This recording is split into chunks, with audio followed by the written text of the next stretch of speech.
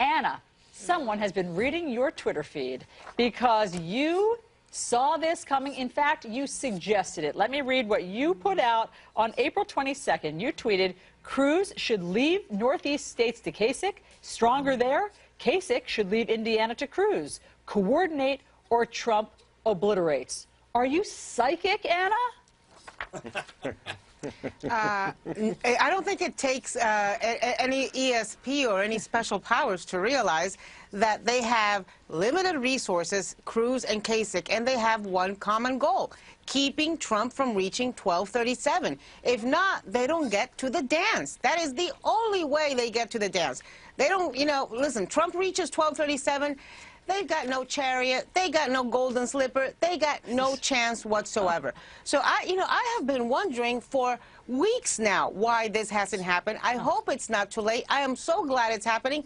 It is the only chance they have. I know they don't like each other. I know they don't trust each other, but they've got to work together. Sometimes you just have to do it. Ben, Anna makes it sound like a no-brainer. But it certainly has not been that for Cruz. I mean, for weeks, he's been calling Kasich a spoiler, saying that he should get out of the race. So Ben, why now are they doing this alliance? Well, I think they're looking at the map and they're realizing that this is a complicated map if they continue to go against one another in certain areas. And the more candidates that have been in this race, the more it has actually helped Donald Trump win. And the smaller the field gets, the tougher it's been for Donald Trump to get to that magic number. Look, this is July Madness, as I call it. Everybody wants to get to the big dance like they do at the basketball tournament in March Madness.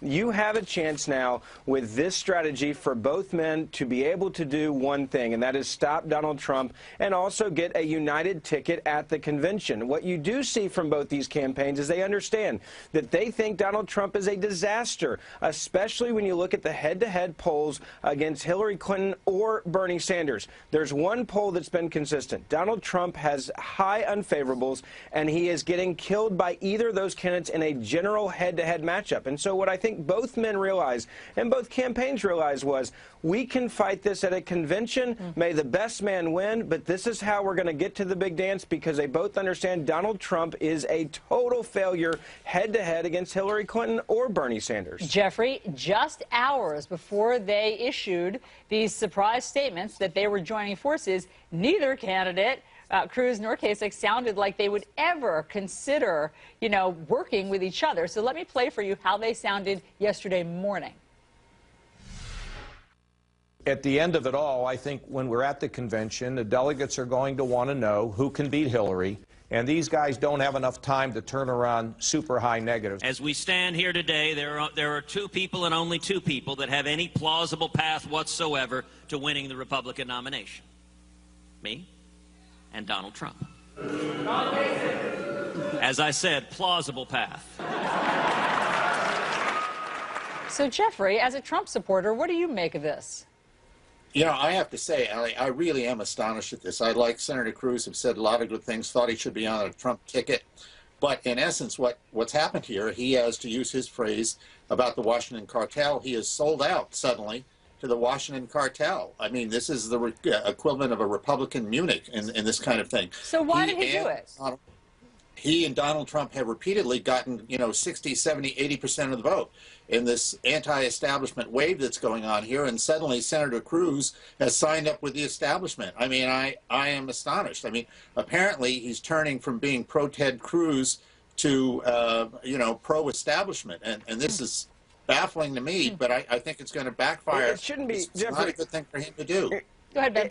It shouldn't be baffling. Can I just say, everybody... Hold on, Anna. Wait, why don't you think it should be baffling, Ben?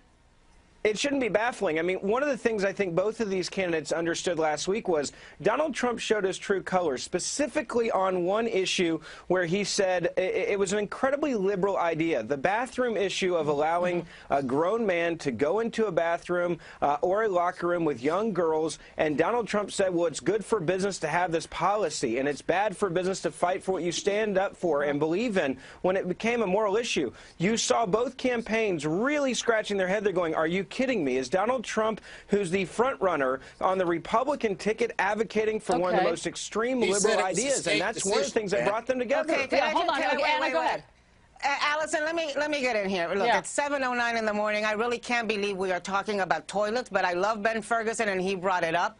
Look, I think that Ted Cruz has chosen this toilet issue, which, frankly, folks, really, are we going there? Are we in the midst of, having to combat ISIS, having to deal with the economy, going to fight over who uses what toilet? I would be happy if we could pass a law to get men to put the top down. I would be happy if we could pass a law Anna just so went that there. the lines in women's bathrooms are just as short as the lines in men's bathrooms. How about we prioritize a little bit like, combating ISIS? But we're not going to talk about toilets. I will tell you that I think last Tuesday was a wake-up call. Last Wednesday was a wake-up call for Ted Cruz, who woke up and had been decimated in New York. There was no point for him to continue doing that in the other northeastern states.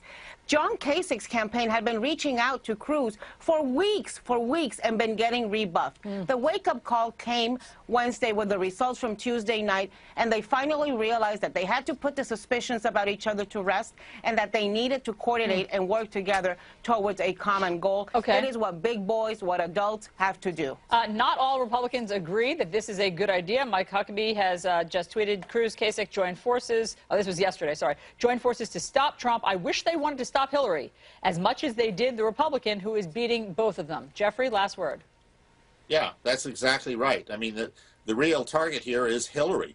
I mean, and Ted Cruz, respectfully, if he wins this nomination, he's only managed to get 14% of the Republican vote in New York. I'm here in Pennsylvania. He's about to get clobbered here in Pennsylvania. I mean, this is a real weakness as a candidate. But again, I am just astonished at what he's done here. Sellout is not too strong a word. Jeffrey, Ben, we got to leave. Ben, I'm sorry. I owe you one. We got to leave it there. Right. Anna, Jeffrey, Ben, great conversation. Great to talk to you guys. Thank you.